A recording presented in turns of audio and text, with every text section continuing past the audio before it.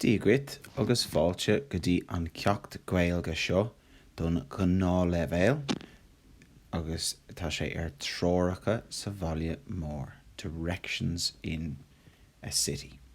Okay, so iver a hain feic na pictúr an seo. Okay, so tá Treoracha an seo. Directions. Okay, now matchall an seo. Okay, so iver a hain, task iver a hain, éist agus aber. Listen and say. So I will say the gaeilge, then you will say the gaeilge, and then I will say what it means. Okay, Cearcadóir? So, cos clay. Turn left. Cos yesh.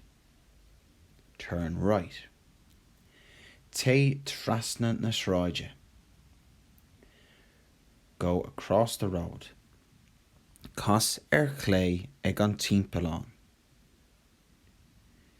Turn left at the roundabout. Cos yesh ag an grusmhóthair. Turn right at the crossroad. Te díreach aig. Go straight on. Tóg an dara casa clay. Take the second left turn. Tóg an chéad casa yesh. Take the first right turn. Te haar an drihid. Go over the bridge. Te suas an bóthair. Sin. Go up that road. Te sias an trád sin. Go down that street. An gurnail, no an gúine. On the corner. Okay, so you can use gurnail or cúine. An gurnail, an gúine. On plus uru. Okay, remember our urus? My brother got caught. Remember? MBGC.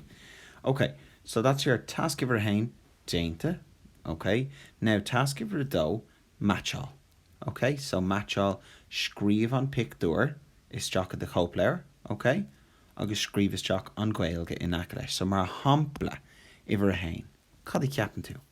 So what would you say as béarla? What would that be? Go straight on, isn't it? Okay, so call sé sin. Go straight on.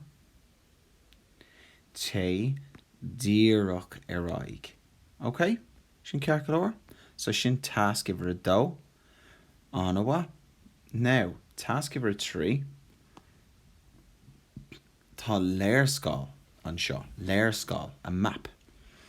Okay, so scríomhann tú na Treoracha. You're going to write the directions. Feic an seo, thosaigh an seo. Where would you be there if you're at that building there? Tá tú ag an monk. Okay, so where would you like to go? You'd like to go to an Club Oige. Which of these buildings would be on Club Oige? This one here, of course. Okay, so how do you get there?